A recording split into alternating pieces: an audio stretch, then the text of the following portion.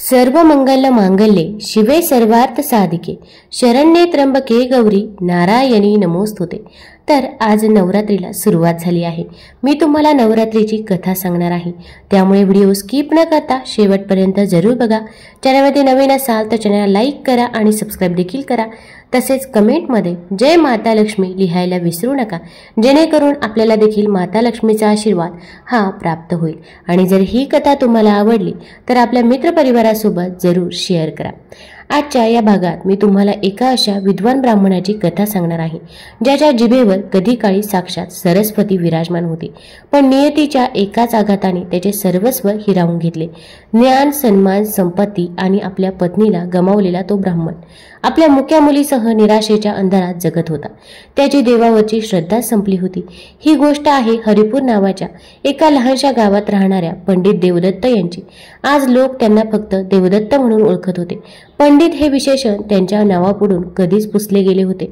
त्यांची लहानशी मुलगी कल्याणी, हिच्यासोबत ते गावाच्या वेशीवर असलेल्या एका पडक्या झोपडीत राहत होते। कल्याणी नावाप्रमाणेच देवी मातेचे रूप होती। तिचे डोळे तेजस्वी आणि चेहरा शांत होता, पण ती बोलू शकत नव्हती। देवदत्त रोज सकाळी उठत, नदीवर जाऊन स्नान करत आणि मग गावात मोलमजुरी करण्यासाठी निघून जात असत। कधी कुणाच्या शेतात काम करत, तर कधी लाकूड फाटा गोळा करून विकत जे काही थोडेफार पैसे मिळत, त्यातून ते आपल्या आणि कल्याणीच्या पोटाची खळगी भरत। संध्याकाळी घरी परतल्यावर ते कल्याणीच्या शांत चेहऱ्याकडे पाहत, तेव्हा त्यांच्या मनात एक वादळ उठत। पण हे ते जीवन नव्हते जे त्यांनी कधी काळी जगले होते। ही गोष्ट त्या काळाची आहे जेव्हा भारतभूमीवर ज्ञानाचा सूर्य तळपत होता। त्यापैकीच एक तेजस्वी नगरी होती ब्रह्मनगरी, जी सरस्वती नदीच्या काठावर वसलेली होती। या नगरीचे भूषण होते महापंडित देवदत्त। त्यांचे घर म्हणजे केवळ एक वास्तू नव्हती, तर ते ज्ञानाचे जिवंत मंदिर होते। घराच्या भिंती दुर्मिळ ग्रंथांनी आणि हस्तलिखितांनी खचून भरलेल्या होत्या। देवदत्तांचे पूर्वज ब्रह्मनगरीतील राजाचे राजपुरोहित होते आणि त्यांच्या रक्तामध्ये वेदशास्त्रांचे ज्ञान वाहत होते। त्यांच्या घरात पिढ्यानपिढ्या ज्ञानाची उपासना केली जात होती आणि देवदत्तांचे घर म्हणजे एक मोठे ग्रंथालय होते, जिथे हजारो हस्तलिखिते आणि दुर्मिळ ग्रंथ होते। ते स्वतः वेदांचे आणि शास्त्रांचे गाढ अभ्यासक होते। दूरवरून लोक त्यांच्याकडे सल्ला आणि ज्ञान घेण्यासाठी येत असत। त्यांची पत्नी शारदा ही एक आदर्श गृहिणी आणि देवीची परमभक्त होती। कल्याणी तेव्हा लहान होती आणि तिची बोबडी बोलणी ऐकून घराला घरपण येत असत। त्यांचे जीवन सुखी, समाधानी आणि सन्मानाने भरलेले होते। देवदत्त हे केवळ विद्वान नव्हते, तर ते अत्यंत स्वाभिमानी होते। त्यांनी आपल्या ज्ञानाचा, आपल्या कुळाचा आणि आपल्या प्रतिष्ठेचा खूप अभिमान होता। त्यांची पत्नी शारदा ही त्यांच्या ज्ञानाचा आदर करणारी, पण साध्या आणि निर्मळ भक्तीवर विश्वास ठेवणारी स्त्री होती। ती म्हणायची, स्वामी, शास्त्र आपल्याला मार्ग दाखवतात, पण श्रद्धाच आपल्याला देवापर्यंत पोहोचवते। देवदत्त तिच्या बोलण्यावर केवळ स्मित हास्य करत। त्यांची लहान मुलगी कल्याणी ही त्यांच्या दोघांच्या प्रेमाचे आणि ज्ञानाचे प्रतीक होती। तिचे बोबडे बोल आणि तिची किलबिल ऐकून ते ज्ञानाचे मंदिर एका गोड घरात बदलून जात होते। ब्रह्मनगरीत देवदत्तांना प्रचंड मान होता, पण एक व्यक्ती त्यांच्यावर नेहमी जळत असे। तो होता पंडित भैरव। भैरव सुद्धा ज्ञानी होता, पण त्याचे ज्ञान कोरडे आणि कर्मकांडावर आधारित होते। त्याला देवदत्तांची लोकप्रियता सहन होत नसे। तो नेहमी देवदत्तांना वादविवादात हरवण्याचा प्रयत्न करत असे, पण देवदत्तांच्या तर्कांपुढे त्यांचे काही चालत नसे। त्या वर्षी पावसाळा नेहमीपेक्षा जास्तच उग्र होता आणि शारदीय नवरात्रीला अवघे काही दिवस उरले होते। पंडित देवदत्त यांची पत्नी शारदा मोठ्या उत्साहाने घटस्थापनेची तयारी करत होती। तिने देवदत्तांना म्हटले, स्वामी, या वर्षी आपण घटस्थापना अधिक थाटामाटात करूया। देवदत्त आपल्या ग्रंथांमध्ये मग्न होते। त्यांनी फक्त होकारार्थी मान डोलवली आणि मग ती रात्र आली। पावसाने रौद्र रूप धारण केलं। मध्यरात्री सरस्वती नदीने आपले पात्र ओलांडून आणि पुराचे पाणी वेगाने ब्रह्मनगरीत घुसू लागले। लोकांना काही कळायच्या आतच त्यांच्या घरामध्ये सरस्वती नदीचे पाणी शिरले। मुसळधार पावसाने नदीला महापूर आला आणि काही क्षणातच संपूर्ण ब्रह्मनगरी पाण्याखाली गेली। ती रात्र देवदत्तांच्या आयुष्यातील सर्वात काळी रात्र ठरली। देवदत्तांच्या घरात पाणी शिरताच त्यांची पहिली धाव आपल्या ग्रंथालयाकडे गेली। ते आपले अनमोल हस्तलिखिते वाचवण्याचा प्रयत्न करू लागले। तितक्यातच त्यांची पत्नी म्हणाली, स्वामी, ग्रंथांना सोडा, आधी कल्याणीला वाचवा। शारदा ओरडत होती। देवदत्तांना भानावर यायला काही क्षण लागले। त्यांनी आपल्या मुलीला उचलून घेतले, तेव्हा पाण्याचा लोंढा घरात शिरला। देवदत्तांनी एका हाताने कल्याणीला खांद्यावर घेतले होते आणि दुसऱ्या हाताने शारदेचा हात घट्ट पकडला होता। पण प्रवाहाचा जोर इतका प्रचंड होता की तो तिघांनाही ओढत होता. निसर्गापुढे देवदत्तांची शक्ती कमी पडू लागली हे शारदेच्या लक्षात आले. तिने देवदत्तांच्या डोळ्यात पाहिले. त्या डोळ्यात भीती, प्रेम आणि हतबलता होती. त्याच क्षणी शारदेने एक निर्णय घेतला. तिने देवदत्तांच्या हातावरची आपली पकड सैल केली. देवदत्त काही समजायच्या आत ती एका क्षणासाठी हसली आणि तिचे ओठ फुटफुटले. आपल्या कल्याणीला वाचवा. देवदत्तांनी शारदा अशी किंकाळी मारली, पण तोपर्यंत ती त्या काळोख्या पाण्यात दिसेनाशी झाली होती. तिचा तो शेवटचा शब्द आणि ते हसणे देवदत्तांच्या काळजात एका जखमेसारखे कायमचे कोरले गेले. देवदत्तांनी आपल्या पत्नीला आणि मुलीला वाचवण्याचा आटोकाट प्रयत्न केला, पण तोपर्यंत पाण्याचा प्रवाह इतका वाढला होता की त्यांची पत्नी शारदाचा हात त्यांच्या हातातून निसटला आणि ती पाण्याच्या प्रवाहाबरोबर वाहून गेली. देवदत्तांची किंकाळी त्या महापुरात विरून गेली. सरस्वतीच्या पुराने संपूर्ण ब्रह्मनगरीला वेढले होते. त्यात अनेक लोकांना आपला जीव गमवावा लागला. गुरेढोरे पुराच्या प्रवाहात वाहून गेले. देवदत्त कसेबसे कल्याणीला घेऊन एका उंच डोंगराळ भागात पोहोचले, पण त्या प्रलयात त्यांनी आपले सर्वस्व गमावले होते. दुसऱ्या दिवशी सकाळी जेव्हा पूर ओसरला तेव्हा ब्रह्मनगरी केवळ चिखलाचा ढिगारा बनली होती. देवदत्तांचे घर, त्यांचे ग्रंथ, त्यांची संपत्ती आणि त्यांची प्रिय पत्नी सर्व काही नाहीसे झाले होते. सर्वात मोठा आघात तर कल्याणीवर झाला होता. त्या भयंकर रात्रीच्या धक्क्याने तिची वाचाच हरपली होती. ती शांत आणि सुन्न झाली होती. भीतीने लहानग्या कल्याणीच्या तोंडून शब्दच फुटत नव्हते. तिची वाचा कायमची गेली होती. ज्या देवीची ती मनोभावी पूजा करत तिनेच हे दुःख का दिले या विचाराने देवदत्तांची श्रद्धा पूर्णपणे भंग पावली. त्या दिवसापासून त्यांच्या मनात देवीबद्दल प्रचंड राग आणि चीड निर्माण झाली. त्यांनी ठरवले की आजपासून ते कधीही देवासमोर हात जोडणार नाहीत. मग आपल्या मुलीला घेऊन ते फाटलेल्या वस्त्रांनिशी त्या उद्ध्वस्त ब्रह्मनगरीतून बाहेर पडले आणि एका अज्ञात प्रवासाला निघाले. अनेक महिने भटकल्यानंतर देवदत्त आणि कल्याणी हरिपूर नावाच्या एका लहानशा गरीब गावात पोहोचले. इथे त्यांना कोणीच ओळखत नव्हते. त्यांचा स्वाभिमान त्यांना कोणाकडे भीक मागू देत नव्हता, म्हणून त्यांनी मजुरी करायला सुरुवात केली. जो माणूस कालपर्यंत हजारो लोकांना ज्ञान वाटत होता तो आज 2 वेळेच्या जीवनासाठी जंगलात जाऊन लाकडे तोडत होता, दुसऱ्यांच्या शेतात राबत होता. त्यांचे दिवस निराशेने आणि रात्री कडू आठवणीने भरलेल्या होत्या. ते कल्याणीशी फारसे बोलत नसत, कारण तिची शांत नजर त्यांना त्यांच्या अपयशाची आणि हतबलतेची जाणीव करून देत असे. कल्याणी मात्र आपल्या वडिलांचे दुःख समजत होती. ती शांतपणे त्यांची सेवा करत असे, त्यांच्यासाठी पाणी आणत असे, त्यांचे पाय चेपून देत असे.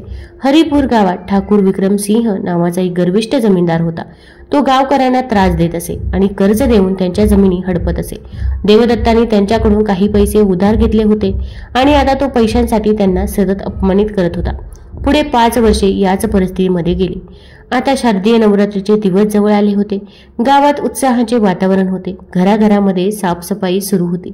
देवीची गाणी ऐकू येत होती. पण हे सर्व पाहून देवदत्तांच्या मनातील जखमा पुन्हा ताज्या होत होत्या. त्यांना आपल्या घरात होणारी नवरात्रीची पूजा आठवत असे. आपली पत्नी शारदाचा उत्साही चेहरा आठवत होता. ते रागाने आणि दुःखाने स्वतःला आणखी एकाकी करून घेत. एके दिवशी कल्याणी खेळता खेळता गावातील देवीच्या मंदिरात पोहोचली. तिथे महिला देवीचे भजन गात होत्या. कल्याणी ते सर्व शांतपणे पाहत होती. तिच्या डोळ्यात एक वेगळी चमक होती. घरी परतल्यावर तिने आपल्या बाबांना देवदत्तांना हातवारे करून मंदिरात येण्यास सांगितले, पण देवदत्त तिच्यावर रागवले. काही नाहीये त्या दगडात. जर असती तर तिने आपले घर असे उद्ध्वस्त केले नसते. रागाच्या भरात देवदत्तांनी तिच्या पाठीवर हात उगारला आणि ओरडले, मला पुन्हा त्या दगडाच्या मूर्तीबद्दल सांगू नकोस. त्यांचे हे शब्द ऐकून कल्याणीच्या डोळ्यात पाणी आले. कल्याणीची ती निशब्द प्रार्थना थेट देवीच्या चरणी पोहोचली. त्याच रात्री देवदत्तांना एक स्वप्न पडले. स्वप्नात त्यांना त्यांची पत्नी शारदा दिसली. ती नेहमीप्रमाणे शांत आणि तेजस्वी दिसत होती. ती म्हणाली, स्वामी, तुम्ही देवीवर का रागावला आहात? जे घडले ते नीतीचे चक्र होते, पण तुम्ही तुमची श्रद्धा गमावून स्वतःला आणि आपल्या मुलीला शिक्षा देत आहात. तुमचा अहंकार आणि तुमचे दुःख हेच तुमचे खरे शत्रू आहे. तुमची विद्वत्ता तुमच्या अभिमानात अडकली आहे आणि तुमचे दुःख तुमच्या श्रद्धेच्या आड येत आहे. देवीने तुमची परीक्षा नाही पाहिली, तर तिने तुम्हाला अहंकाराच्या बंधनातून मुक्त केले आहे. उठा स्वामी, देवी तुमची वाट पाहत आहे. तुमची निस्वार्थ भक्तीच कल्याणीचा आवाज परत आणू शकते. हे स्वप्न म्हणजे देवदत्तांच्या हृदयावर झालेला थेट प्रहार होता.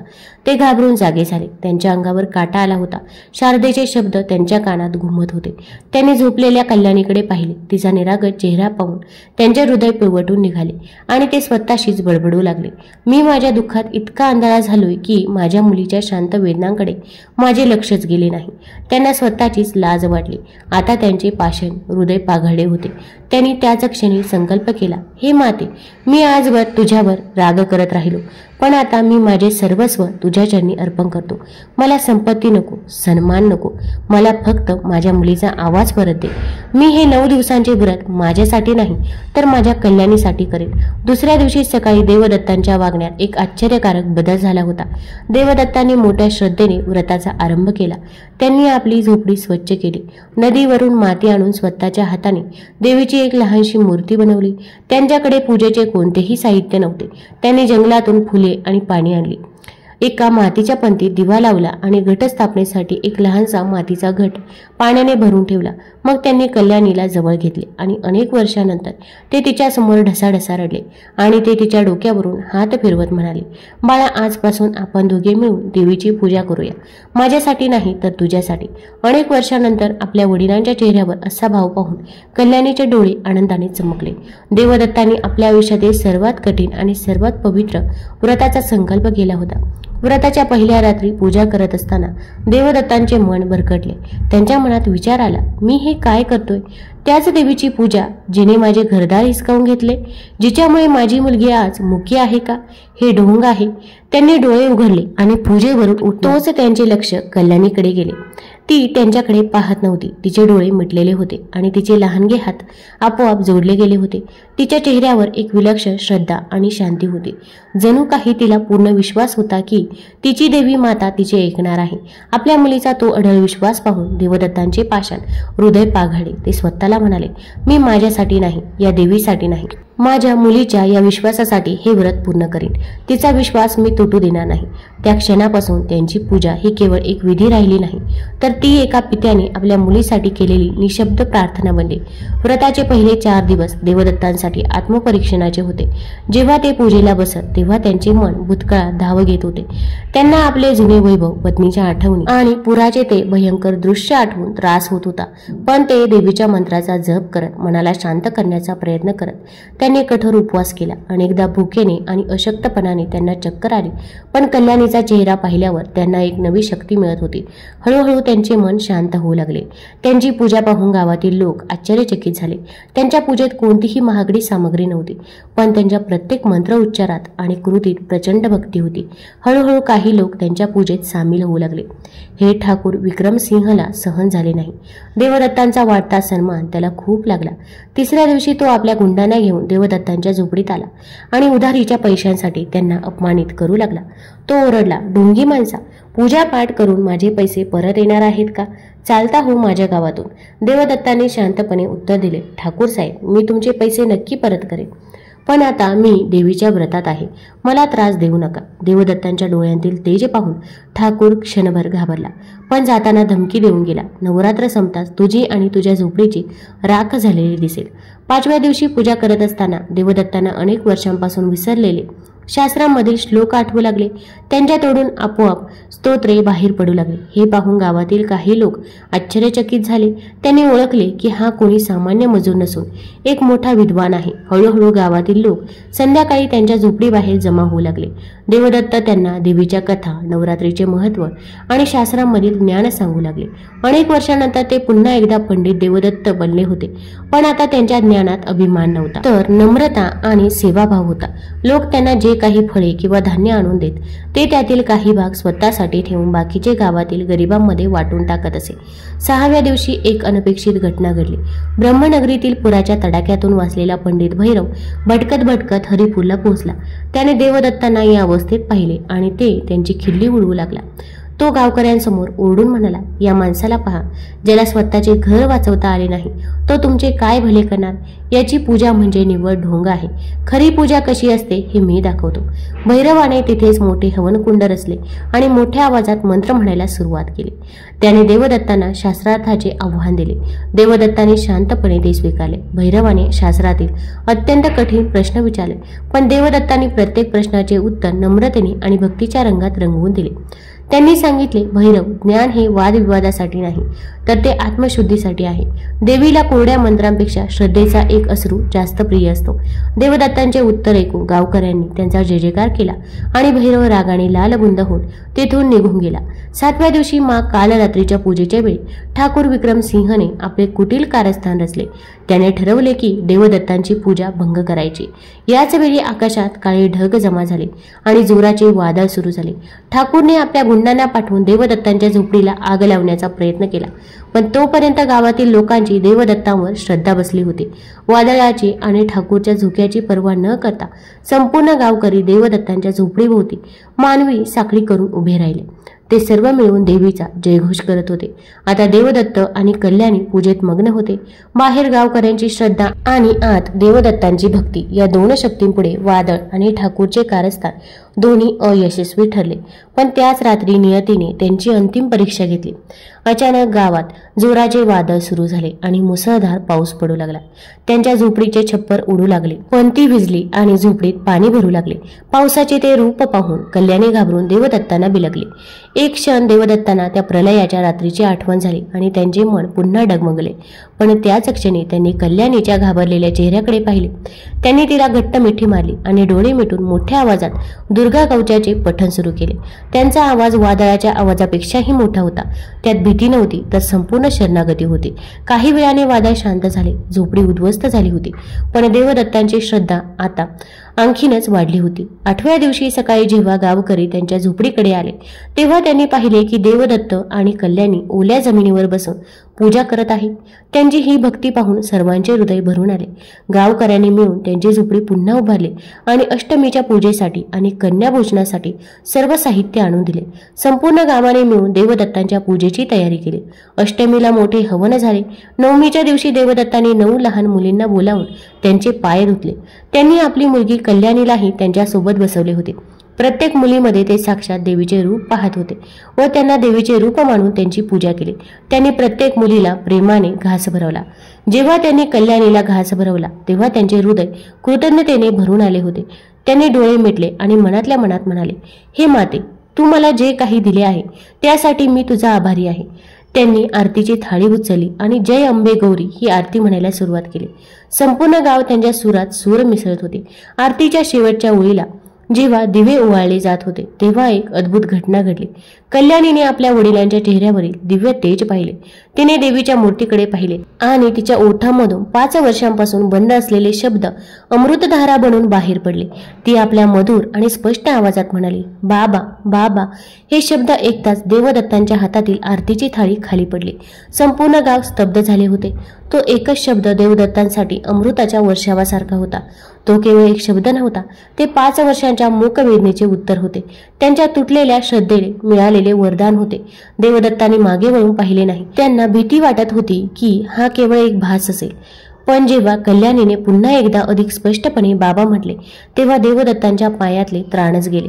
ते जमिनीवर गुडघे टेकून बसले आणि एखाद्या लहान मुलासारखे हुंदके देऊन रडू लागले. ते अश्रू दुःखाचे नव्हते, तर अनेक वर्षांपासून काळजात साठवलेल्या वेदनांना बाहेर काढणारे होते. त्यांनी कल्याणीला उचलून घेतले आणि तिला छातीशी घट्ट कवटाळले. दोघांच्या डोळ्यातून आनंदाश्रूंच्या धारा वाहत होत्या. हा केवळ एक चमत्कार नव्हता, तर ती एका पित्याच्या निस्वार्थ भक्तीची आणि एका मुलीच्या निशब्द प्रार्थनेची विजयगाथा होती. बाबा लेकीच्या अश्रूंचा बांध फुटला. हा चमत्कार पाहणाऱ्या प्रत्येक गावकऱ्याच्या डोळ्यात पाणी होते. सर्वांनी जय माता दीचा जयघोष केला. देवदत्तांना त्यांचे हरवलेले सर्वस्व परत मिळाले. ठाकूर विक्रमसिंह हे सर्व दुरून बघत होता आणि तो धावत आला आणि देवदत्तांच्या पायांवर पडला. त्याने आपल्या पापांची क्षमा मागितली. पंडित भैरव, जो गावातच लपून होता, तो सुद्धा पुढे आला आणि त्याने देवदत्तांपुढे आपले मस्तक टेकवले. त्याचा ज्ञानाचा अहंकार गळून पडला होता. त्या दिवसापासून हरिपूरचे भाग्यच बदलून गेले. देवदत्तांच्या भक्तीच्या प्रभावाने गावातील दुष्काळ संपला आणि जमीन पुन्हा सुपीक झाली. ठाकूर विक्रमसिंहने आपली सर्व संपत्ती गावाच्या भल्यासाठी अर्पण केली. पंडित भैरव देवदत्तांचा पहिला शिष्य बनला. गावकऱ्यांनी मिळून देवदत्तांसाठी सरस्वती नदीच्या काठावर एक सुंदर आश्रम आणि देवीचे भव्य मंदिर बांधले. ते गाव आता हरिपूर राहिले नव्हते, तर ते ज्ञानतीर्थ म्हणून ओळखले जाऊ लागले. देवदत्त तिथेच राहून लोकांना ज्ञान आणि भक्तीचा मार्ग दाखवू लागले. कल्याणी आता मोठी झाली होती आणि आपल्या सुंदर आवाजात देवीची भजने गाऊन आश्रमातील वातावरण मंगलमय करत असे. देवदत्तांना आता आपल्या भूतकाळातील कोणत्याही गोष्टीचा अभिमान आणि दुःख नव्हते. त्यांना जीवनातील सर्वात मोठे सत्य सापडले होते. खरी संपत्ती आणि खरा सन्मान बाहेरील जगात नसतो, तर तो आपल्या आतल्या श्रद्धेत, सेवेत आणि समाधानात असतो. मित्रांनो, ही कथा आपल्याला शिकवते की देव तुमची परीक्षा पाहण्यासाठी सर्व काही हिरावून घेऊ शकतो, पण जर तुमची श्रद्धा अढळ राहिली तर तो तुम्हाला त्यापेक्षाही मौल्यवान काहीतरी परत देतो. पंडित देवदत्ताने संपत्ती आणि सन्मान गमावला, पण त्यांना आत्मज्ञान, शांती आणि आपल्या मुलीचे सुख परत मिळाले. खरी भक्ती ही दिखाव्यात किंवा साहित्यात नसते, तर ती शुद्ध अंतकरणात, त्यागात आणि निस्वार्थ सेवेत असते. नवरात्रीच्या पहिल्याच दिवशी माता शैलपुत्रीची पूजा केली जाते. कुंकुने भिजलेल्या पावलांसह आई शैलपुत्रीचे आगमन हो. तुम्हाला तुमच्या दाराशी सुख आणि समृद्धी लाभो. मी तुम्हाला आई शैलपुत्रीची कथा सांगणार आहे, त्यामुळे व्हिडिओ स्किप न करता शेवटपर्यंत जरूर बघा आणि एकदा कमेंटमध्ये मा शैलपुत्री किंवा जय माता दी जरूर लिहा. हिमालयाची कन्या असल्याने तिला शैलपुत्री म्हणतात.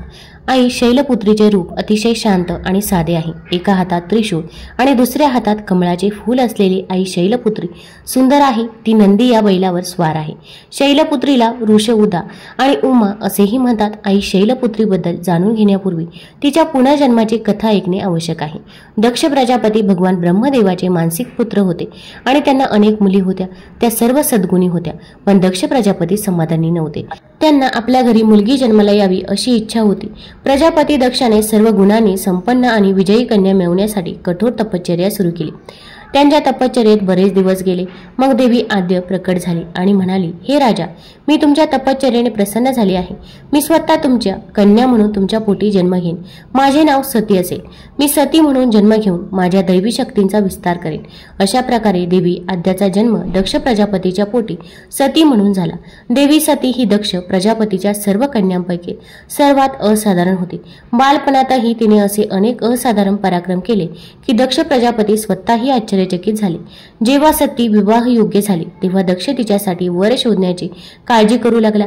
त्याने भगवान ब्रह्मांचा सल्ला घेतला. ब्रह्मा म्हणाले, देवी सती ही आद्याचा अवतार आहे आणि आद्य ही आदिशक्ती आहे आणि शिव हे आदिपुरुष आहे. म्हणून सती ही सतीचा अवतार आहे. लग्नासाठी फक्त शिवच योग्य आणि योग्य होता. त्यानंतर ब्रह्मदेवाच्या सल्ल्यानुसार प्रजापती दक्षाने देवी सतीचा भगवान शिवाशी विवाह केला. सती कैलास पर्वतावर गेली आणि भगवान शिवासोबत राहू लागली. भगवान शिव हे दक्ष प्रजापतीचे जावई असले तरी एक घटना घडली ज्यामुळे दक्षांच्या मनात भगवान शिवाबद्दल द्वेष आणि विरोध निर्माण झाला. ही घटना पुढील प्रमाणे उलगडली.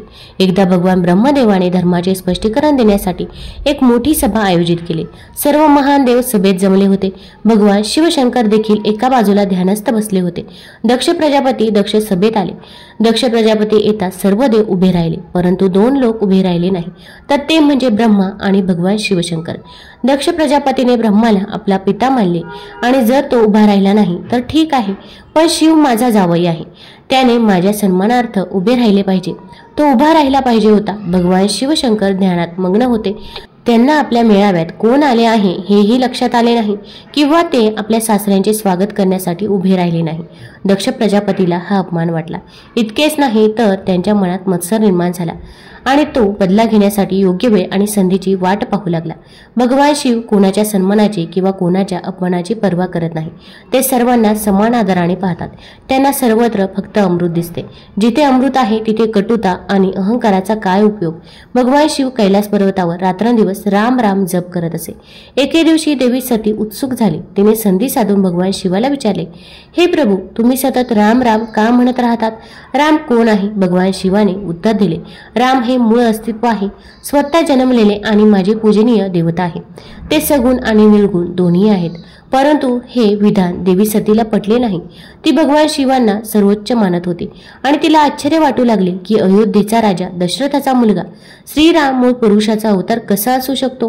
तो स्वतः दंडक वनात वेडा होऊन भटकत होता। त्याची पत्नी सीतेपासून वेगळा झाला होता। झाडे आणि लतांकडे तिचा ठाव ठिकाणा विचारत होता। जर तो मूळ पुरुषाचा अवतार असता तर तो अशा प्रकारे वागला नसता, त्याला सीतेचा शोध सहज लागला नसता का? आता देवी सतीने भगवान रामाची परीक्षा घेण्याचा विचार केला। देवीने स्वतः सीतेचे रूप धारण केले आणि दंडकवनात पोहोचले आणि भगवान रामांसमोर प्रकट झाले।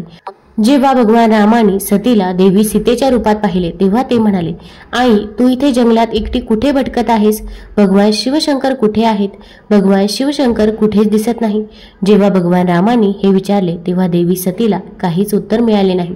ती लगेच गायब झाली आणि तिच्या मनात तिला पश्चाताप होऊ लागला की तिने श्रीरामांवर अनावश्यक संशय घेतला। देवी सती स्वतःचा वेश बदलून श्रीरामांकडे गेली होती, तरीही श्रीरामांनी तिला ओळखले होते असा विचार करून देवी सती कैलास पर्वतावर परतली। तिने भगवान शिव यांना याबद्दल काही सांगितले नव्हते। जेव्हा भगवान शिवशंकर तिला कैलास पर्वतावर परतताना पाहिले तेव्हा ते म्हणाले, सती, तू सीतेच्या रूपात श्रीरामांची परीक्षा घेऊन योग्य काम केलं नाहीस। सीता माझी प्रिय आहे। आता तू या आयुष्यात माझी पत्नी कशी होऊ शकतेस? आपण पती पत्नी म्हणून भेटू शकत नाही। शिवाकडून हे ऐकून देवी सती खूप दुःखी झाली, पण ती काय करू शकते? शिवाने बोललेले शब्द खोटे कसे असू शकतात? यानंतर शिव ध्यानात गेले। देवी सती दुःख आणि पश्चातापाच्या लाटेत बुडाले। त्या काळात देवी सतीचे वडील कंखलमध्ये एक मोठा यज्ञ करत होते। त्यांनी सर्व देवदेवी आणि ऋषींना त्या यज्ञासाठी आमंत्रित केले होते। त्यांनी शिवाला आमंत्रित केले नव्हते। जेव्हा देवी सतीला कळले की तिचे वडील कैलास पर्वतावर एक भव्य यज्ञ करत आहेत तेव्हा तिला उपस्थित राहण्याची तीव्र इच्छा झाली। त्याच क्षणी तिला आकाशातून अनेक विमाने उडताना दिसली, जी तिच्या वडिलांच्या घरी होणाऱ्या यज्ञाकडे जात होती। ही विमाने पाहून देवी सतीने भगवान शिवशंकर यांना विचारले, प्रभू, ही कोणाची विमाने आहेत आणि ती कुठे जात आहेत? भगवान शिव यांनी तिला सांगितले की तिच्या वडिलांनी एक यज्ञ आयोजित केला होता। त्याच यज्ञात सहभागी होण्यासाठी देवदेवता या विमानावर चढत होते। मग देवी सतीने विचारले, प्रभू, माझ्या वडिलांनी तुम्हाला यज्ञात सहभागी होण्यासाठी आमंत्रण पाठवले नव्हते का? भगवान शिवशंकर म्हणाले, तुमचे वडील माझ्याशी वैर करतात, मग ते मला का आमंत्रित करतील? देवी सती स्वतःशीच विचार करू लागली आणि मग म्हणाली, हे प्रभू, माझ्या बहिणी यज्ञाच्या निमित्ताने नक्कीच येतील। मी त्यांना भेटू इच्छित आहे। त्यांना भेटून मला खूप आनंद होईल। खूप दिवस झाले आहेत आणि जर तुम्ही परवानगी दिली तर मलाही माझ्या वडिलांच्या घरी जायचे आहे। मी यज्ञात सहभागी होईन आणि मला माझ्या बहिणींनाही भेटण्याची संधी मिळेल। भगवान शिवशंकर यांनी देवी सतीला समजावून सांगितले की यावेळी तिथे जाणे योग्य होणार नाही। तुमच्या वडिलांचा माझ्यावर राग आहे, ते तुमचाही अपमान करू शकतात आणि मग आमंत्रण न देता कोणाच्या घरी जाणे अयोग्य ठरेल। तथापि देवी सती तिच्या आईच्या घरी जाण्याचा आग्रह धरत राहिली। ती वारंवार तीच गोष्ट सांगत राहिली। तिची इच्छा पाहून भगवान शिव यांनी तिला जाण्याची परवानगी दिली। त्यांनी वीरभद्र नावाच्या आपल्या एका सेवकालाही तिच्यासोबत पाठवले। देवी सती वीरभद्रासोबत तिच्या वडिलांच्या घरी गेली, पण तिथे कोणीही तिच्याशी प्रेमाने वागले नाही। दक्षानेही त्यांना पाहून म्हटले, तुम्ही माझा अपमान करण्यासाठी इथे आला आहात का? तुमच्या बहिणींकडे पहा, त्या सर्व प्रकारच्या सुंदर दागिन्यांनी आणि कपड्याने कशा सजल्या आहेत। तो कुळाचा प्रमुख आहे, तसेच तो भूतप्रेतामध्ये राहतो। दक्षाच्या शब्दाने देवी सतीचे हृदय पश्चातापाने भरले। आता पश्चाताप करून तिला वाटू लागले की इथे येऊन तिने काही चांगलं केलं नाही। देवाने सांगितले होते की आमंत्रित केल्याशिवाय वडिलांच्या घरी जाऊ नये। आता काय होऊ शकते? आता मी आले आहे। तिच्या वडिलांचे कठोर आणि अपमानजनक शब्द ऐकूनही देवी सती ठाम राहिली। ती त्या यज्ञाच्या सभागृहात गेली। तिथे सर्व देव आणि ऋषी बसले होते आणि यज्ञाच्या अग्नीमध्ये एक धगधगता अग्नी जळत होता आणि त्या अग्नीमध्ये नैवेद्य अर्पण केले जात होते। देवी सतीने यज्ञाच्या सभागृहात सर्व देवांचे अवयव पाहिले, परंतु भगवान शिवाचे अवयव पाहिले नाहीत। भगवान शिवाचा अंश न पाहता ती तिच्या वडिलांना म्हणाली, बाबा, या महान यज्ञात सर्वांचे अवयव दिसतात, परंतु कैलासाच्या पतीला कोणताही अंश नाही। तुम्ही त्याला त्याचा वाटा का दिला नाही? प्रजापती दक्ष अभिमानाने तिला म्हणाला, मुली, मी तुझ्या पतीला देव मानत नाही। अरे, तो भूतांचा स्वामी आहे, नग्न आणि हाडांचा हार घातलेला आहे। तो देवांच्या रांगेत बसण्यास लायक नाही। त्याला कोण स्थान देईल? हे ऐकून देवी सतीचे डोळे रागाने लाल झाले। तिचा चेहरा विनाशाच्या सूर्यासारखा चमकला। ती वेदना आणि अपमानाने थरथर कापत होती। अरे, मी हे शब्द कसे ऐकत आहे? देवांनो, मला लाज वाटली पाहिजे। तुम्हालाही लाज वाटली पाहिजे। शुभतेचे प्रतीक असलेल्या आणि एका क्षणात संपूर्ण विश्वाचा नाश करण्याची शक्ती असलेल्या कैलासाच्या स्वामीबद्दल तुम्ही हे असे शब्द कसे ऐकू शकतात? तो माझा स्वामी आहे. एका स्त्रीसाठी तिचा पती स्वर्ग आहे. जी स्त्री तिच्या पतीबद्दल अपमानास्पद शब्द ऐकते तिला नरकात जावे लागते. एका पृथ्वी, एका आकाश आणि देवांनो, माझ्या वडिलांनी माझ्या स्वामीचा अपमान केला आहे. मला एक क्षणही जास्त जगायचे नाही. देवी सतीने या शब्दांनी आपले शब्द संपवले. तिने क्षणार्धात यज्ञात उडी मारली. तिचे शरीर होमार्पणासह जळू लागले. यज्ञ मंडपात गोंधळ उडाला. सगळीकडे अगदी गोंधळ झाला. देव उभे राहिले. हे पाहून वीरभद्र क्रोधाने थरथर कापला आणि उड्या मारून यज्ञ अग्नीचा नाश करू लागला. यज्ञ मंडपात चिंगराचिंगरी झाली. देव आणि ऋषी आणि संत पळून गेले. वीरभद्रने क्षणार्धात प्रजापती दक्षाचा शिरच्छेद केला आणि तो फेकून दिला. कैलास पर्वतावर बसलेल्या भगवान शिवांनाही ही बातमी ऐकू आली.